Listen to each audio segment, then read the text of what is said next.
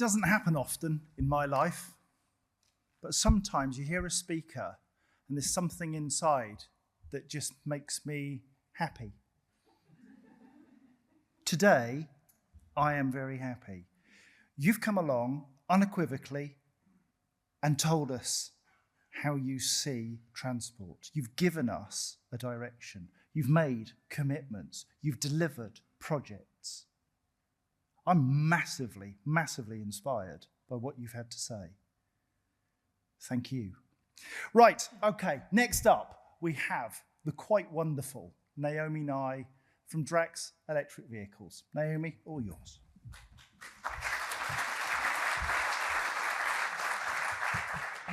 Thank you very much, and how do you follow that? So, good afternoon, everyone. I'm here today to share with you a little bit about Drax as a company, how we help our customers to decarbonise, and really focus on electrification, and share with you the process that we went through with one of our customers as what that looked like. So, who are Drax? Drax is a global energy company, world leading on sustainable biomass generation and supply of power.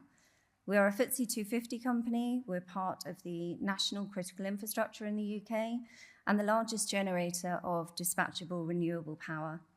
We operate a number of assets and over the last decade have undertaken the largest decarbonisation project in Europe, converting our power station in Selby from coal-fired through to sustainable biomass.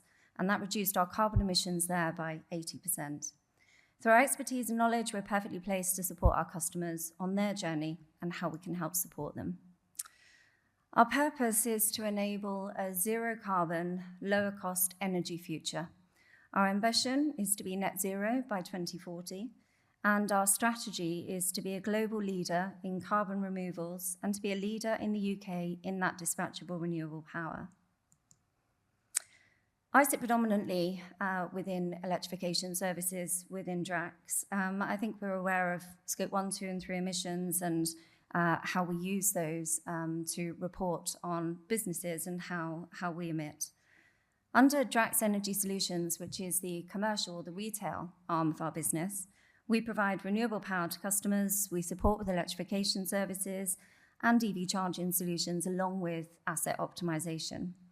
Many sites, as you're probably aware yourself, have site capacity constraints.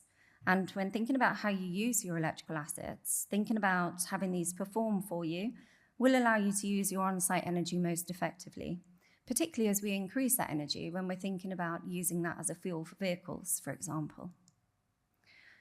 So why is electrification so important for transport? And I'm sure we've all seen these stats many times before. What we're looking at here is 28% of UK greenhouse gas emissions come from the transport sector, and a huge 87% of those emissions come from road transport. I think government, as we've heard, has been pushing policy for a number of years now, looking at how we can move away from those internal combustion engines and how we can look to electrify. The ZEV mandate recently gone through a bit of a consultation, that zero emission vehicle mandate. That's putting pressure on the manufacturers to produce the electric vehicles we need. And that essentially means that by 2035, 100% of new cars and vans will be fully electric. There are a number of advantages for businesses to transition their fleet vehicles over to electric, with many already making really good progress here. The fleet market in particular is showing a good uptake, with full battery electric vehicles being currently 1 in 6 of all new cars purchased. Vans do still have some challenges, but we're working through those. And we're seeing more variety in the market, which is enabling that transition and keeping that momentum really pushing forward. Infrastructure, and more importantly, the right infrastructure in the right location, doing the right job, is key to a successful transition. So I wanted to share with you a little bit around a case study. One of our customers, SCES Water, they are part of the Pennon Group of water companies. They were looking to transition, but they had a number of complexities, challenges, and concerns. They pledged to be carbon net zero by 2030 as part of that sector-wide commitment to decarbonise. We've supported them with the supply of renewable energy, and they were looking for a partner to work with them on their fleet electrification. The fleet consisted of 120 diesel vans with a range of services. So they were used by engineers, they were used by meter readers, by water testing teams. So lots and lots of different travel distances, payloads, and so on. SCES Water's energy use is equivalent to that of 13,000 homes. So being very mindful that transition to energy as a fuel may add further constraints here, we could also look at how that energy was being used. Charging schedules required, load management technology on site. There was also a concern around the impact of costs here. So large capex costs to initially electrify their fleet, but also the risks of impact caused by potential disruption to services or those business as usual operations. An early challenge really was to create a strong business case, making sure that we incorporated those financial requirements, those budget timings, along with potential phased rollouts to coincide with that vehicle procurement.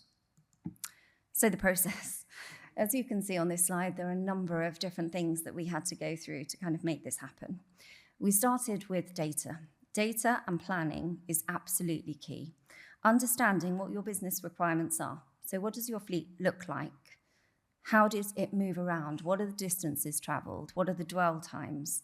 These allow us to see a bigger picture and how we can break down any of those quick wins or the low-hanging fruit. Understanding how the vehicles are being used, and more importantly, where they're stopping, allows us to plan infrastructure that works within those limitations. Is the charging speed correct for the dwell time stoppage? Can the drivers charge without it being an inconvenience to their daily activities? Looking at site requirements, carrying out full surveys included not only the site capacity and the layout, but how the site operates. Do you need to think about adding additional car parking spaces? Is there the potential to lose car parking spaces when we're putting infrastructure in? And are there different policies in place, such as reverse parking policies, that we also need to consider? So mapping out the data and layering that data feeds into a really comprehensive design that will meet the requirements of the individual sites and the use cases for those individual infrastructure needs. The next element of the design should also take into account how the business needs may develop. So knowing how quickly technology adapts, including an element of future-proofing and flexibility here, will also save money and inconvenience in the future. Building an EV strategy that can remain fluid will mean you can react as needed as those business needs change.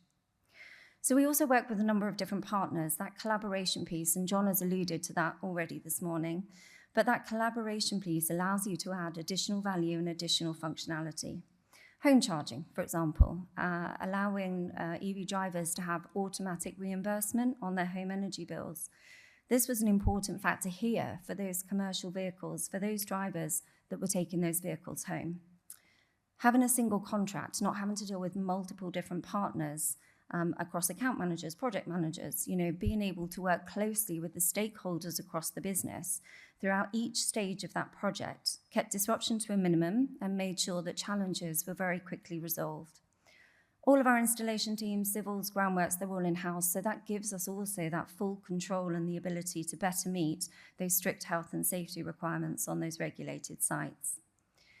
Ensuring that once the system is implemented, it's really important it's being monitored and it's being actively managed for that maximum amount of uptime. Preventative maintenance will also help with this, along with the security of a full servicing package, should any errors occur. And drivers need to be looked after as well, with that 24/7 phone support. Ongoing updates, including remote software updates, it keeps all of your technology current and effective. The results of this process meant that we could offer SCES Water a phased approach for their infrastructure. So working within budget constraints, we built that business case for electrification of the fleet, and then we were able to implement it and prove the business case by starting small, trialling the process to keep disruption to sites and those business operations to a minimum. We brought the drivers on board through driver training days, and this is really important. Bring your drivers along on that journey with you and make sure that you're including and educating everyone in the process. We provided full reporting through our online portal. Each stakeholder will have different sets of data that they would like to look at. So the energy manager can really understand the consumption across the sites and the infrastructure, how that energy is really being used. Facilities may want to look at the optimization of the charging points, those charging events, any faults that have occurred and been resolved via that remote servicing plan. Regular check-ins with the account team, maintain those strong relationships and understand how the business is moving and whether anything needs tweaking or adding for that full convenience. The phased approach here is ongoing. To date, we've installed 47 chargers at operational sites and at drivers' homes. By adding home-based charging, we removed some of the site constraints and improved the operational efficiency of the vehicles. By including reimbursement options, the EV drivers are not inconvenienced on their home energy bills, and all charging data, and again, data is key, all charging data, whether at site or at home level, can be sourced. It can be tracked to show full vehicle activity in a single location. To date, the cost savings on running costs of the electric vehicles compared to those standard internal combustion engines show a saving of 56% and 18 tonnes of CO2 emissions saved. The fleet is currently operating with 45% of vehicles transitioned to full or part electric, and we're continuing to work closely with SCES along with those sister companies within the Pennon Group to meet their 2030 targets. I mentioned earlier, EV strategy. EV strategy for your business is absolutely key to a successful transition. Strategy should also be fluid to enable adjustments for new business requirements, changes in the market, and changes in technology. An expert partner in charging facilities, power as the underlying fuel here, will hold your hand and guide you through the process. We know electrification is coming. We have the evidence in the growth of market share. We have legislation in place actively pushing us down that path. And to have a plan in place sooner rather than later will give you time for an infrastructure rollout. Are you shifting me on? Just checking. To effectively embrace electrification, we need to understand the effects on our businesses, the opportunities we have to transition, so that low-hanging fruit, think about your phase plan and what that looks like. We need to understand where the benefits are of doing so, along with the financial implications. Understanding your data, understanding your business model, and having those right timelines in place will all make it much, much smoother. Having experts that can support you agnostically, advising on the right solutions, again, in the right locations, doing the right job, and working to meet your needs will keep your infrastructure future-proof, keep it current, up-to-date, and will minimize disruptions to operations and enhance your output. Available electrical capacity can be a challenge. Utilizing smart charging technologies, thinking about load balancing, how you can use that energy most effectively. Understanding the potential for flexibility services and where these can maybe support will also give you added value when managing your energy use. And bringing drivers on board throughout your process, providing training, support packages, installing hardware that's user-friendly, that's intuitive and convenient, will all help ease that transition. We have a stand upstairs. There's myself and a few of colleagues here today, and we'd love to talk to you more about your electrification requirements, where we can help support, and look forward to speaking to you later in the day. Thank you.